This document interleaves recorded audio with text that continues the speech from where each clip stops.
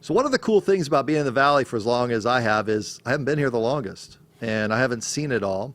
And Mitch Otto was my first producer and at KTAR, and I didn't know him from Adam.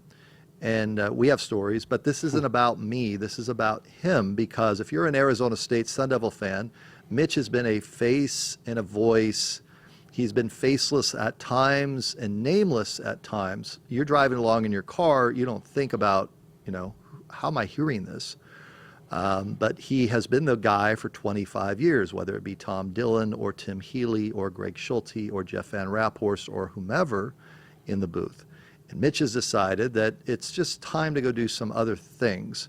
So I said, well, you got to come in studio and tell stories. So I want to know your best Tom Dillon story on the road, traveling, not in the Valley. I want to know traveling, the late Tom Dillon, just into the Broadcasters Hall of Fame. And do not sugarcoat or sanitize.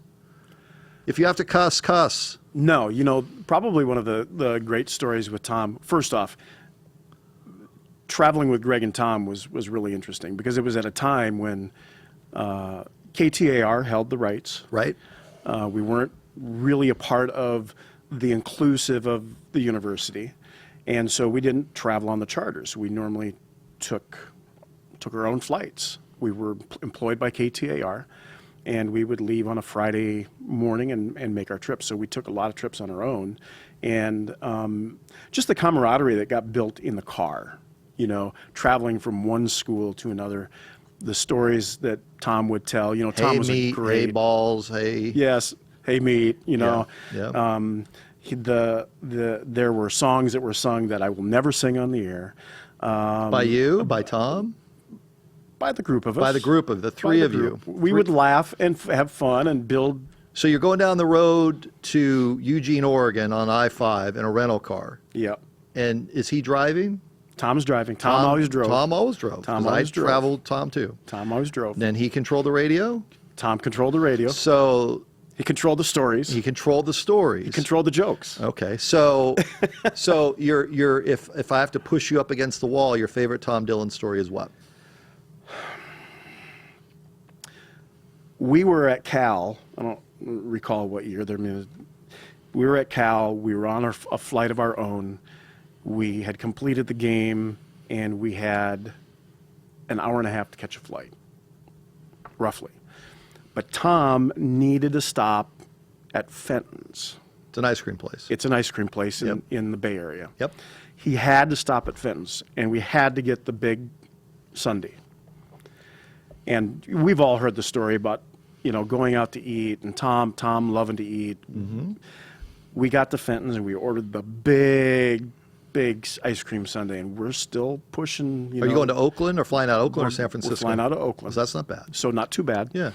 And we get in there, we get the ice cream, we eat it down, and as typical of Tom, did it. Yeah. So that was my first ice cream sundae with Tom. My second one was at the Oregon Electric Station in Eugene, Oregon. Nice meal. Tom treated that night. Had, nice salmon meal, and again, it had to be the big ice cream sundae, and did it. That's his deal. Yep, that was the deal. It was just always fun. It was always light with Tom on the road. It was never light in the booth. That was serious. Did you guys ever get into it? No, I don't think we ever got into it. I mean, there certainly were moments of frustration when there were times where things wouldn't be connected right. Things wouldn't connect right. Yeah. We were trying to get things going. But no, I don't think we ever got into it. Your favorite Tim Healy travel story? Tim's a guy that likes structure, which is great. That's why Tim is as good as he is. He's very structured. This was very cruel on my part, but I did it anyway. We got to Oregon State one year. It's a 45-minute travel from Eugene to Oregon State in Corvallis, and got things all set up. Was sitting there. Tim walked in the door, and he says, "We good to go?" And I said, "Yeah, Tim, I'm got to be honest with you. I'm having some issues here today. we're gonna be close to getting on the air on time today. I just don't, you I'm yanking having his trouble chain? with Comrex, and I was yanking his chain. Attaboy. And he sat down, put on his headset, and looked at me, and he's not hearing anything. I said, I know. I said, I'm trying. I'm trying to get this going. All of a sudden, I flipped it up, and I said, just kidding. Yeah. Yeah. And he got it. He got it. We laughed about it. It was fun. The coach that made the most imprint on you, and traveling for 25 years, you're in hotels and you're sitting there getting set up. You're like the Jackson Browne song about the roadies setting up and tearing down, right? So, but you're also around the coaches when you see them at their highest and their lowest. So the coach that made the most imprint on you, was it Bruce Snyder? Was it someone else? Man. Yeah, I mean, I would definitely say Bruce Snyder. Those first 3 or 4 years of his run at Arizona State University were so magical. The way he built the program. And that was like your 5th, 6th year doing it, right? Somewhere around there. My first year was 1990, so the Yes. 96 season, 96 and 97 season of the Rose Bowl year was still early on in the run and everything. You learn to know people when you go back down to the locker room after a tough loss and it's a 4-7 season. And Larry Marmee, I have a whole ton of respect for the man. To sit with him over the course of his career at ASU, and in those times, we didn't have a sideline reporter that was full time with us. So as the engineer, I would typically go down to the locker room, give coach the headset, make sure that they could hear us, get him on the air, and you would have quiet moments with the coach, and you can see the anguish on their face and how much, number one, the kids meant to him and how much the school meant to him. I have a great deal of respect for Coach Graham too. Great deal of respect for what he's building. How did you didn't attend ASU? I did not. So how did you become a Sun Devil? Is it just, because that's part of you, is it just being around the product? Even though you didn't attend ASU, you're true maroon and gold, as people like to say. My true maroon and gold is probably the Minnesota Gophers. That's a good Because point. that's where I grew up. That's a good point. That's a good point. But no, you're right. I did not go to ASU, and I would say that it was just I became a Sun Devil by osmosis, just as you said. That's where I was. I was on the field. I was with the guys. I was talking to players. I was talking to coaches. I was at the game. I spent 25 years, Fridays and Saturdays, with 4 guys that I love: Tom Dillon, Greg Schulte, Tim Healy, Jeff Van Raphorst. And there's a lot of other guys that I love too that mean a whole lot. You love to me. rapper? Yeah, I know What's that. that all about? It's hard sometimes. Believe me. I heard a story once that you were traveling with ASU, and it was in Pullman or somewhere, and one of you had to sleep in a bathtub. True or false? True. Where was this? Pullman. And why were you sleeping in a bathtub? I think that it was just because at that time, again, we were not traveling with ASU. It was a KTAR trip. Travel budget was a little Travel light. budget was a little light, so you did what you had You to do. get the bathtub. It's all right. It's all right. You make it work. Your favorite ASU player of all time? Pick any one of them on the 96 team.